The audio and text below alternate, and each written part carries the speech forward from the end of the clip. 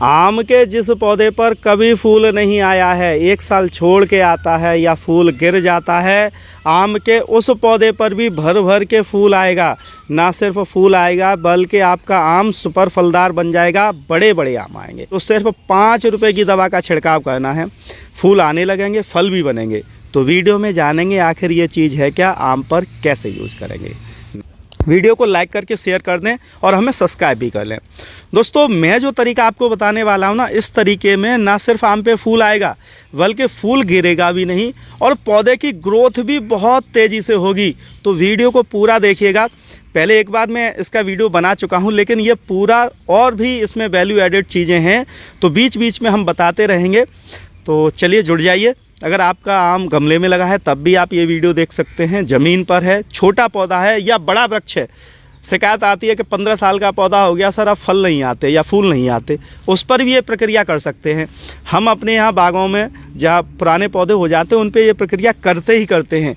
या नया पौधा जिस पे कई साल हो गए भाई अभी तक फूल ही नहीं आया, तो उसमें करना ये है कि जहाँ पर आपका पौधा लगा है, जैसे ज़मीन पर है, तो उससे 8 इंच की दूरी पर एक गोल या चौकोर, जैसा भी आपका गड्ढा हो या जगह हो, गमले में है तो चौकोर या गोल, एक गड्ढा बनाना है लगभग ज़मीन में 1 फीट गहरा, बड़े पौधे के लिए 2-2.5 फीट गहरा, और गमले में 4 इंच 5 इंच गहरा। यानी कि तब तक जब आपको जो आम है उसकी रूट्स, बारीक वाली रूट्स दिख जाएं, उतना गड्ढा आप खोद लीजिए। नीचे जो मिट्टी है उसे आपको जो है दोबारा से भुरभुरा कर देना है। इस तरीके से आम की दशा बदल जाती है, बड़े बड़े फल देता है, फूल तो आते ही आते हैं। अब आपको करना ये है कि ज़मीन में लगे आम के लिए कम से कम 3 से 4 किलो वर्मी कंपोस्ट लेना है। बड़ा पौधा है तो 10 किलो, और बड़ा पौधा है तो 20 किलो। गमले के लिए आधा से 1 किलो वर्मी कंपोस्ट काफ़ी रहेगा। वर्मी कंपोस्ट ना मिले तो काव डंक मैन्यूर यानी कि गोबर खाद भी ले सकते हैं। अब देखिए, मैं जो तरीका बता रहा हूँ भैया, बिल्कुल इसी तरीके से आपको काम करना है। सबसे पहले एक लेयर यानी कि एक परत बनाएंगे वर्मी कंपोस्ट की, और इसे थोड़ा सा सही कर लेंगे, यानी कि नीचे जो गड्ढा है गोल गोल उसमें बिछा देंगे।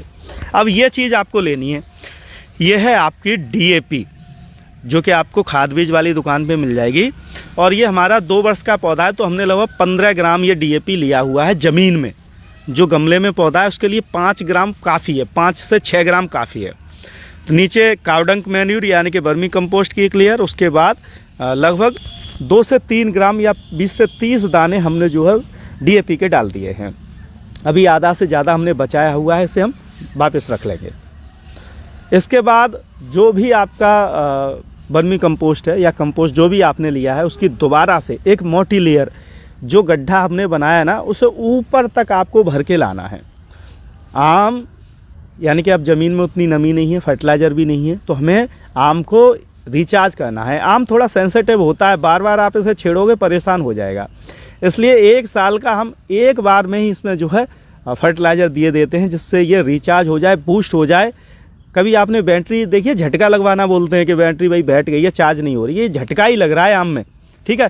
तो नीचे वर्मी कंपोस्ट, DAP की एक लेयर, फिर वर्मी कंपोस्ट, और अब इसे हम अच्छे से ठोकेंगे, नीचे तक बैठाएंगे, ठोस करेंगे, एक लेयर बनाएंगे। ये देखिए, खेतों में तो बड़ी आसानी से हो जाता है, गमले में थोड़ा सावधानी से कीजिए जिससे गमला टूट ना जाए। आप अपने हाथों की सहायता से प्रेस कर दीजिए, कोई परेशानी नहीं है।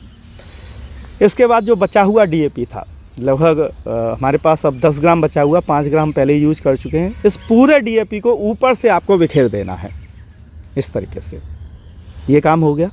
अब हमें क्या करना है, इस फर्टिलाइज़र को नीचे लेके जाना है, और इसके लिए हम पानी देंगे। लगभग 5 लीटर पानी हम यहाँ दे रहे हैं। बड़ा पौधा हो तो ज़्यादा देना है, गमले में भी आपको इतना पानी देना है कि जो नीचे तक हमने वर्मी कंपोस्ट डाला वहाँ तक ये पानी पहुँच जाना चाहिए, और नीचे तक मिट्टी जो है नम युक्त यानी कि नमी युक्त हो जानी चाहिए।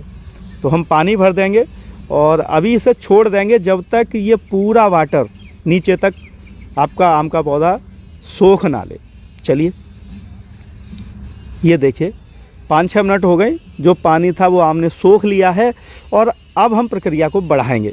दोस्तों, अभी ये आधा काम हो रहा है, अभी आधा काम रह गया। जो फर्टिलाइज़र हमने दिखाया था वो भी कैसे बनाना है, यूज़ करना, वो भी बताएंगे। जैसे मैं करता जा रहा हूँ वैसे मिट्टी को कवर करना है हल्के हाथों से, अब ज़्यादा प्रेशरली से दबाना नहीं है। इसके बाद एक गोलाकार गड्ढा बना दें जिससे हम आगे की प्रक्रिया को चला सकें। ऊपर से एक हल्की वाटरिंग करनी है जिससे ये जो मिट्टी उखड़ गई है ना ये दब जाए। और अब इसे धूप में छोड़ दीजिए 2 दिन के लिए, कम से कम 24 घंटे के लिए तो आपको छोड़ना ही छोड़ना है। 2 दिन बाद ये देखिए आपका आम का पौधा अब तैयार है दूसरी प्रक्रिया के लिए। तो अब वो चीज़ दिखाने वाला हूँ जो 5 रुपये में मिल जाती है। एक बार देख लीजिए ढंग से, मैंने तो ज़्यादा ली है, आपको मात्र 2 ग्राम लेनी है। ये है सल्फ़र, एग्रीकल्चर यूज वाला, पेड़ पौधों के लिए यूज होने वाला सल्फ़र है, जो कि खाद बीज वाली दुकान पे 80 रुपये किलो 100 रुपये किलो मिल जाएगा। मात्र 2 ग्राम लेना है आपको। 1